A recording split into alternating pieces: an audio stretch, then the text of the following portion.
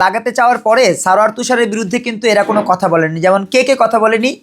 নুসরাত তাবাসসুম, মনিরা শারমিন এবং মাহমুদা মিতু।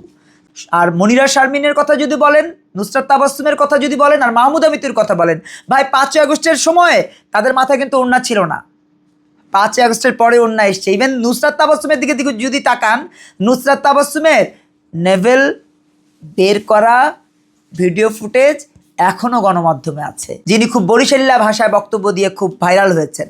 আমরা বলতে চাই এরা মূলত জামাত ইসলামের বি টিম। জামাত ইসলামের তো এ টিম হচ্ছে মার্দিয়া মমতাজ, মানে প্রথম সারির নর্তকী। তারা তো শান্তা ফারজানাকে নর্তকী বলে, চৈতালি দিদিকে নর্তকী বলে, অমুককে ভাই তারা তো রাতের আধারে নাচ দেখে, তার প্রমাণ আমাদের সামনে আছে। রাতের আধারে নাচ দেখে, হোটেলে নিয়ে যায়, কচিদের নাচ দেখে। কচিদেরকে নাচাই হচ্ছে মার্দিয়া মমতাজরা। কচি বাচ্চাদেরকে সাপ্লাই করে এরা, তা না হলে সংসদ সদস্য হতে পারতো না। প্রমাণ তারা তাদের বক্তব্যে দিয়েছেন। তারা তাদের বক্তব্যে বলেছেন যে আমরা হচ্ছে ট্রফি। তারা নাকি ট্রফি। তাহলে ট্রফি তো সাজিয়ে রাখে, তারা তাদেরকে সাজিয়ে রাখে আর অন্যদেরকে ভোগ করে জামাতের নেতারা। বডির স্ট্রাকচার এখনও জনগণের চোখে ভাসছে। তিনি কিভাবে এসেছিলেন, কিভাবে পোশাকের স্বাধীনতা চেয়েছিলেন।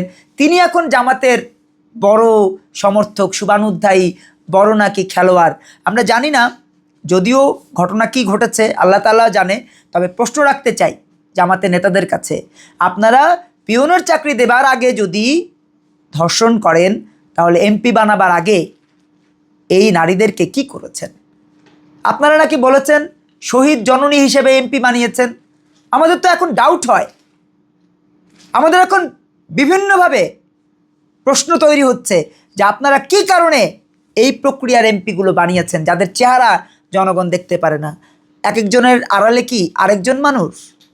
বিষয়গুলো স্পষ্ট করবে বাংলাদেশের সেই মানুষেরা, যেই মানুষেরা 6 কোটি ভোট দিতে যায়নি এবং যেই 2,28,00,000 মানুষ না ভোট দিয়ে জামাতের বিরুদ্ধে দাঁড়িয়েছে, এনসিপির বিরুদ্ধে দাঁড়িয়েছে।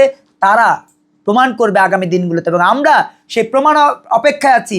অনেকে বলেন না শেখ হাসিনা ডিসেম্বরে ফিরবেন, আমাদের কাছে কিন্তু তথ্য আছে শেখ হাসিনা আগেই ফিরবেন। কেননা বাংলাদেশে স্বাধীনতা, সার্বভৌমত্ব এখন হুমকির মুখে। বাংলাদেশের রুটি রুজি, জীবন জীবিকা এখন হুমকির মুখে। বাংলাদেশের অর্থনীতি এখন হুমকির মুখে। যখন সব কিছু দেউলিয়া হওয়ার উপক্রম, তখন বঙ্গবন্ধুর কন্যা ব্যতীত এই প্রক্রিয়া থেকে দেশকে মুক্ত করবার, দেশকে সত্যিকার অর্থে উত্তরণ ঘটাবার আর কাউকে আমরা চারপাশে দেখছি না। অনেকে বলতে পারেন নতুন ধারার রাজনীতি। ভাই নতুন ধারার রাজনীতি করছি মানে কি? আমরা আওয়ামী লীগকে অস্বীকার করব? আমরা বঙ্গবন্ধুকে অস্বীকার করব? আমরা তো জারজ না।